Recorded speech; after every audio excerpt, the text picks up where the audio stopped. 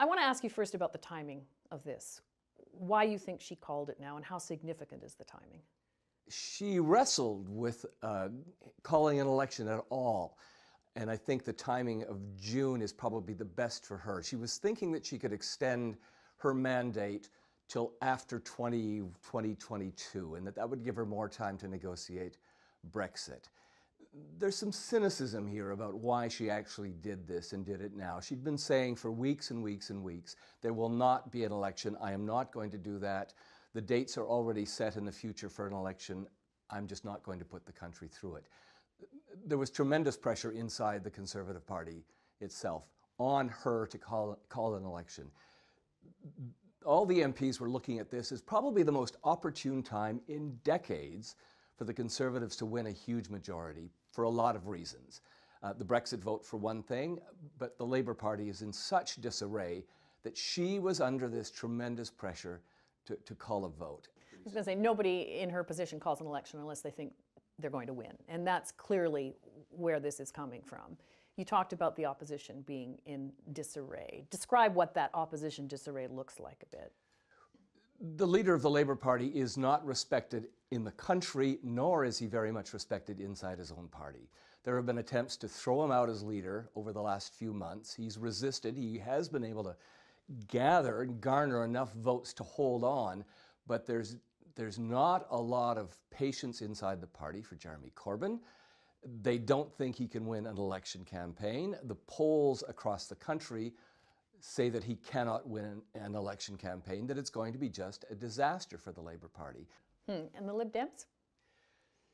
They're not in the greatest shape either, and that's what makes it so great for Theresa May to go to an election campaign now, because the opposition is so weak, the Lib Dems plus the Labour Party. The Liberal Democrats are trying to rebuild, and they will become the anti-Brexit party. They will go into the election campaign saying, if you still don't want to leave the European Union, vote for us.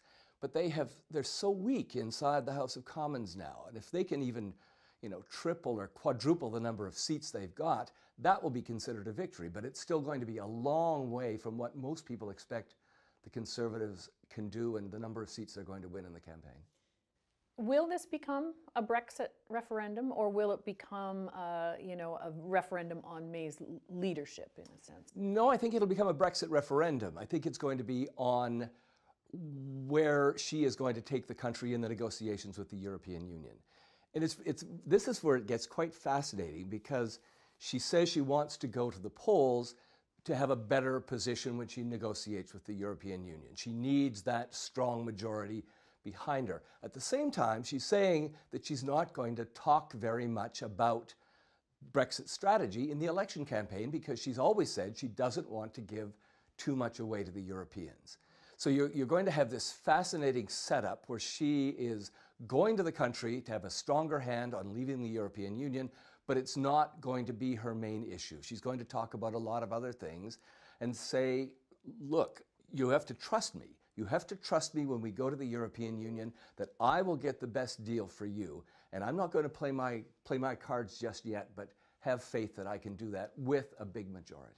So much of politics now, and of course in Europe, you're not only looking at this election, you're looking at an election in France, Yep. you're in Germany, we've recently had the referendum in Turkey, the election in the United States recently. All of these things point to sort of deep political divisions within a country.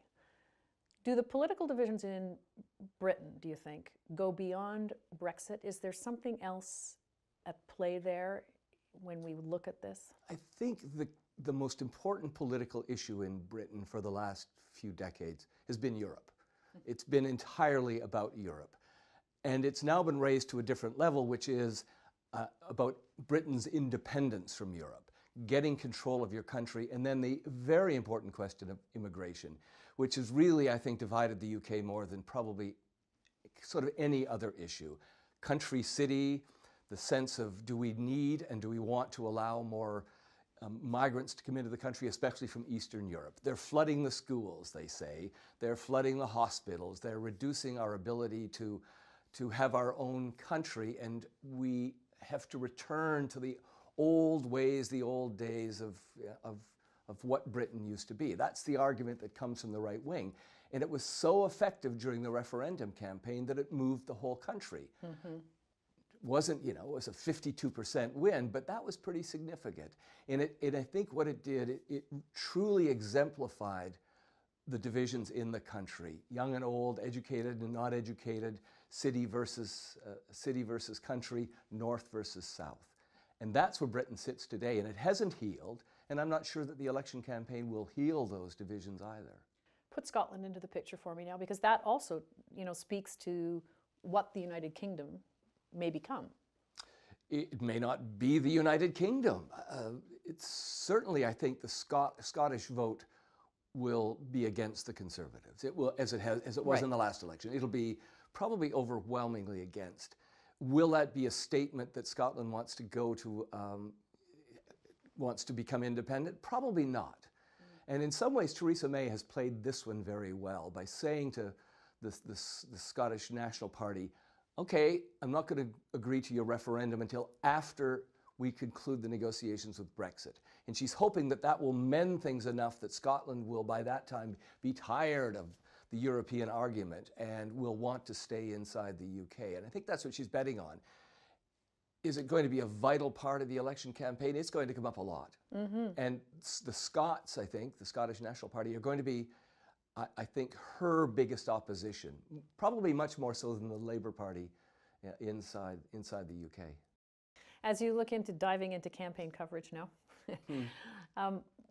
what are you watching for? Like, what's intriguing to you as you look at this now? How much disarray there's going to be in the Labour Party, how many people are going to torpedo Jeremy Corbyn. They already are. There are members of his own party already saying that they are going to stand for re-election, but they would never support Jeremy Corbyn to become Prime Minister of the country. What does that tell you about a leader who's going into an election campaign when he doesn't even have his own MPs behind him? I think the polls, and they'll be polling hard on Brexit and hard on what Theresa May has to say about Brexit. And if they start to erode, then she may be in more trouble. There may be a surprising ending. We know that voters are very fickle these days. They're unpredictable. It's expected that she could win a huge majority. She's looking for 100 seats, but it's also possible things could turn and that they may have miscalculated going to the polls now. I look forward to watching your coverage. Thank you. Thanks, Alison.